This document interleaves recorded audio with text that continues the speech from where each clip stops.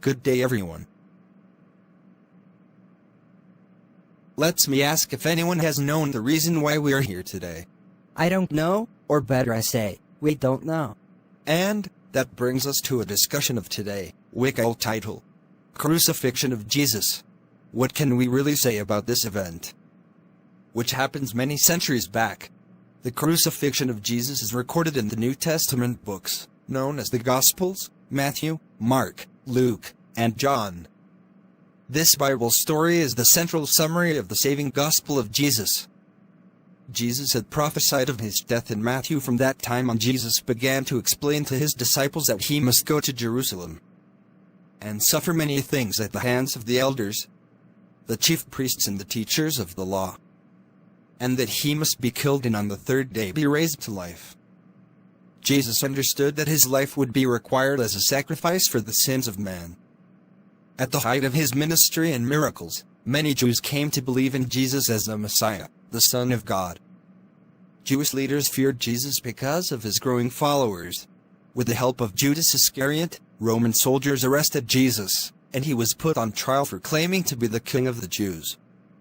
According to Roman law, the punishment for rebellion against the king was death by crucifixion. The Roman governor Pontius Pilate was reluctant regarding the punishment for Jesus. Pilate could find no wrong in Jesus, yet he wanted to give the people what they wanted, and that was the death of Jesus.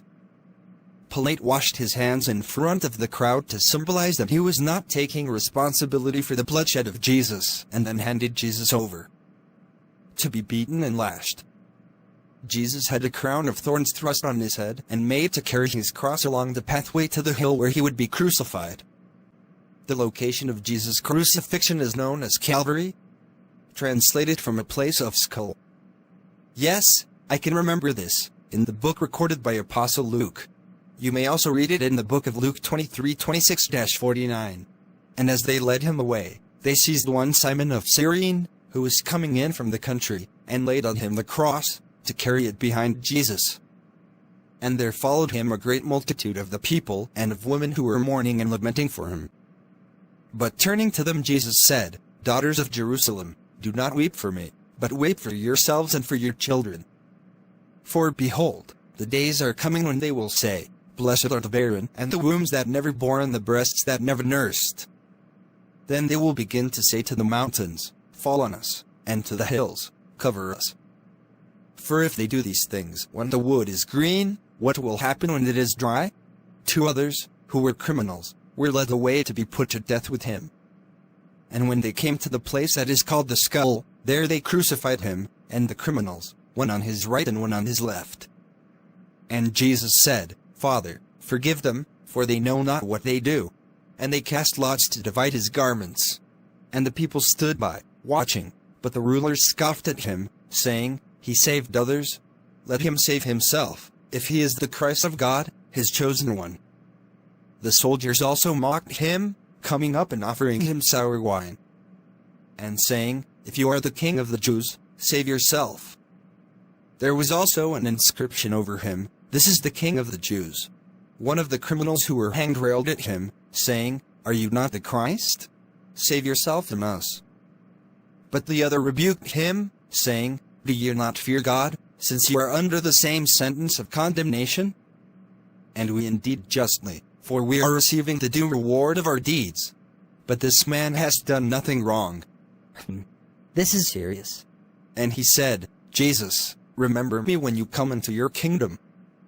And he said to him, "Truly, I say to you, today you will be with me in paradise." It was now about the 6th hour, and there was darkness over the whole land until the 9th hour, while the sun's light failed, and the curtain of the temple was torn in two.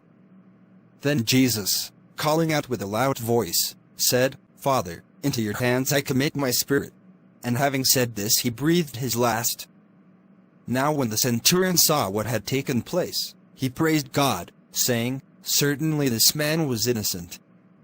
And all the crowds that had assembled for this spectacle, when they saw what had taken place, returned home beating their breasts. Wow, that's incredible. And all his acquaintances and the women who had followed him from Galilee stood at a distance, watching these things. channel and click the notification button for more update. Thanks.